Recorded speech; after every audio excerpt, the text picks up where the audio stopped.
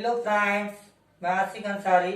बहुत ही जल्द आप लोग टच एजुकेशन पर देखेंगे एक नया एपिसोड गणित की बात। खास बात ये कि once to BSc mathematics student हमारे यूट्यूब चैनल टच एजुकेशन को ज़रूर सब्सक्राइब करें।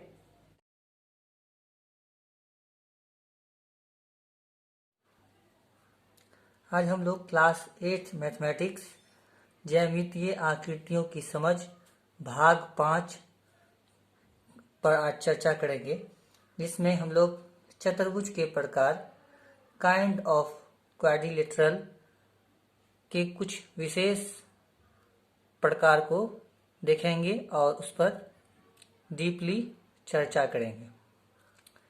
तो सबसे पहले हम लोग चतुर्भुज के प्रकार में समचतुर्भुज पर चर्चा करते हैं।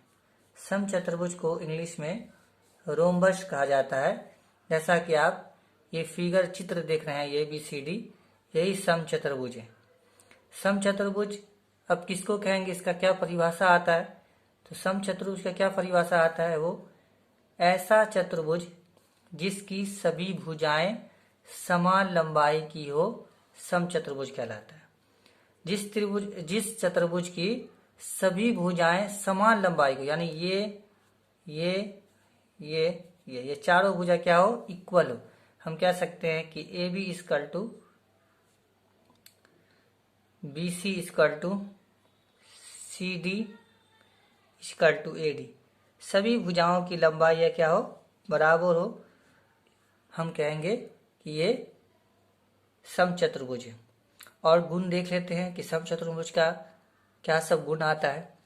समचतुर्भुज के सम्मुख कोण आपस में बराबर होते हैं। सम्मुख मतलब होता है आमने सामने के कोण, यानी angle A equal to angle C। देखिए, angle A is equal to angle C, यानी एंगल A अगर 75 डिग्री होगा तो एंगल C भी 75 डिग्री होगा। अगर एंगल B 80 डिग्री होगा तो एंगल D 80 डिग्री होगा तो एंगल B भी 80 डिग्री होगा। यानी सम्मुख कोण समचतुर्भुज के आपस में बराबर होते हैं। उसके बाद समचतुर्भुज के आमने सामने की भुजाएं पैरेलल होते हैं, यानी समांतर होते हैं। हम कह सकते हैं AB पैरेलल CD और AD पैरेलल BC। अब हम ये देखिए, इस समचतुर्भुज में जो है सर्वांगसम, इसका जब विकर्णों की रचना की हम, तो सर्वांगसम त्रिभुजों की रचना हुई। इसका जो दो कोण होगा सर्वांगसम से, वो समपूरक होगा, अर्थात 180 डिग्री के बराबर होगा। या फिर हम ये कह सकते हैं कि आसन्न कोण जो है इसका, वो 180 डिग्री होगा, जो कि आसन्न कोण पर पहले भी हम लोग चर्चा की हैं। तो angle A angle B equal to 180, angle C और angle D equal to 180 degree. समचतुर्भुज के विकर्ण एक दूसरे को समकोण पर समद्विभाजित करती है। ये जो विकर्ण है, ये एक दूसरे को किस पर, 90 डिग्री के ऊपर समद्विभाजित करती है, यानी एक दूसरे को बांटती है। अब हम लोग नेक्स्ट देखते हैं। नेक्स्ट है आयत। इसको इंग्लिश में रेक्टेंगल कहते हैं। आयत किसको कहेंगे?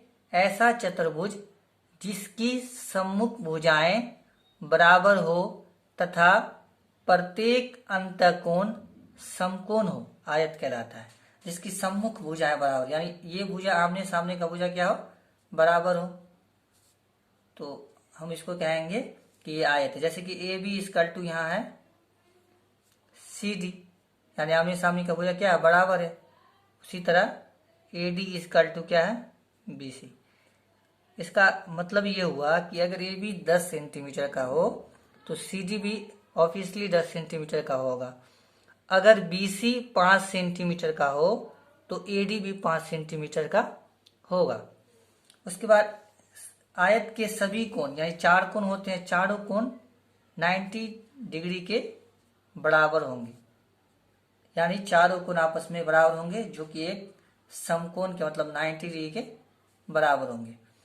आयत के विकर्ण की समान लंबाई होते हैं। आयत के विकर्ण जो होते हैं उनके समान लंबाई होती है, यानी ये जो विकर्ण जो देख रहे हैं आप AC और BD, ये विकर्ण की लंबाई जो होती है समान, यानी ये 10 सेंटीमीटर होगा तो ये भी 10 सेंटीमीटर होगा।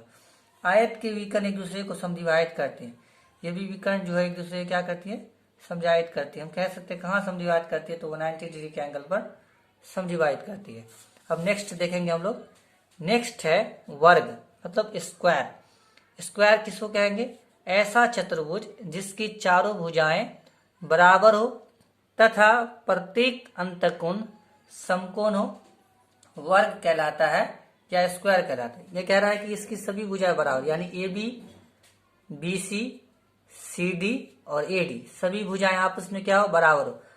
मतलब ये हुआ कि ये 10 सेंटीमीटर होगा तो ये भी 10 सेंटीमीटर, ये 10 सेंटीमीटर अगर हुआ तो ये भी 10 सेंटीमीटर होगा, ये भी 10 सेंटीमीटर होगा और ये भी 10 सेंटीमीटर होगा।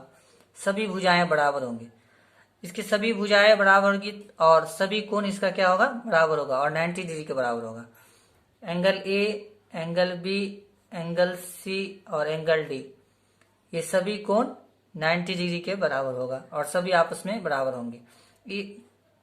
इसमें क्या होगा कि वर्ग में वर्ग का जो विकर्ण होगा वो एक दूसरे के बराबर होंगे। जैसे कि ये विकर्ण और ये विकर्ण, यानी ए सी यहाँ विकर्ण है और बी डी, ए सी बी डी क्या होगा, बराबर। यानी ए सी अगर 5 सेंटीमीटर होगा तो बी डी भी 5 सेंटीमीटर होगा।